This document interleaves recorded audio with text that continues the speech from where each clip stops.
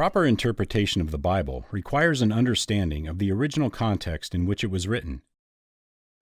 God chose a specific time, place, and culture in which to inspire Scripture: the ancient Mediterranean and the ancient Near East of the 2nd and 1st centuries BC.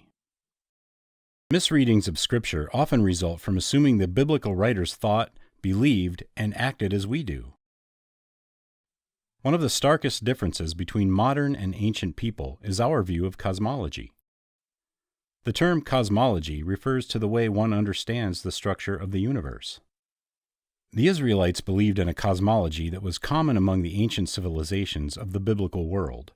It encompassed 3 parts built up like a layer cake: a heavenly realm, an earthly realm for humans, and an underworld for the dead.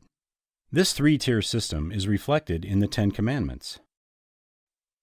You shall not make for yourself a carved image or any likeness of anything that is in heaven above, or that is in the earth beneath, or that is in the water under the earth. While we understand that the earth is a sphere orbiting other objects in the void of space, the biblical writers thought of the earth as a flat disk atop vast waters. Rising from the deep waters below were the foundations of the world, which held the earth firmly in place. This idea is reflected in several places throughout Scripture. The foundations of the earth belong to the Lord. On them he has set the world. Where were you when I laid the earth's foundation? Tell me if you know. Who measured it? I'm sure you know. Who stretched a measuring line across it? What was it built on?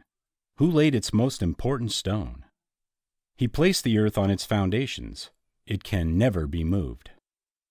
Beneath the earth lay the realm of the dead, often referred to by the Hebrew word Sheol.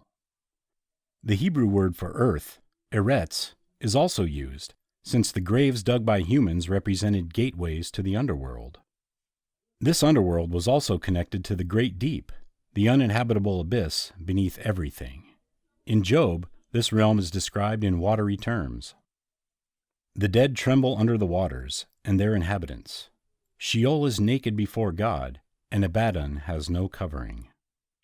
Jonah's description is perhaps the most vivid. Water encompassed me to the point of death. The great deep engulfed me. Weeds were wrapped around my head. I descended to the roots of the mountains. The earth with its bars was around me forever, but you have brought up my life from the pit, O Lord my God. Ancient Israelites did not think of the sky as a layer of gas. They believed the heavens were separated from the earth by a solid, glass-like dome. This view is reflected in Job. Can you, like him, spread out the skies, hard as a cast metal mirror? Above the solid dome or firmament was an endless area of water. This idea of an area of land and air, sandwiched between water above and water below, is presented in the opening of Genesis. And God said, "Let there be an expanse in the midst of the waters, and let it separate the waters from the waters." And God made the expanse and separated the waters that were under the expanse from the waters that were above the expanse. And it was so. And God called the expanse heaven.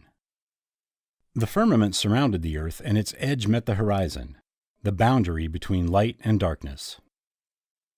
It was supported by pillars or foundations thought to be the tops of mountains whose peaks appeared to touch the sky. The earth trembled and shook. The pillars of the heavens rocked back and forth. They trembled because the Lord was angry.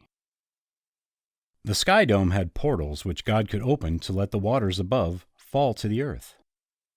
This idea is evident in the story of Noah and his ark. Noah was 600 years old. It was the 17th day of the 2nd month of the year. On that day, all of the springs at the bottom of the oceans burst open. God opened the windows of the sky. Rain fell on the earth for 40 days and 40 nights. And how did the rain end? The springs at the bottom of the oceans had been closed. The windows of the sky had also been closed, and the rain had stopped falling from the sky. God and his heavenly hosts were thought to dwell above the firmament.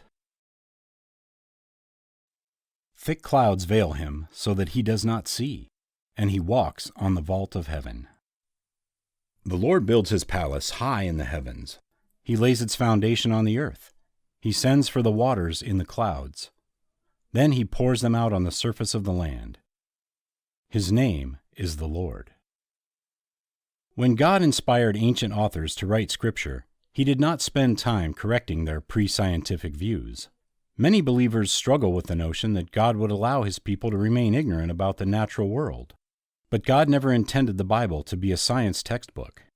If you look past the outdated descriptions of the universe found throughout the Bible, the message of Scripture is still relevant today. One does not need to believe God set a flat earth atop physical foundations to understand that He created everything. One does not need to believe God allows rain to fall through portals in a sky dome to understand that He controls the laws of nature. One does not need to believe God lives in a palace above our heads to know that He rules over the heavenly realm.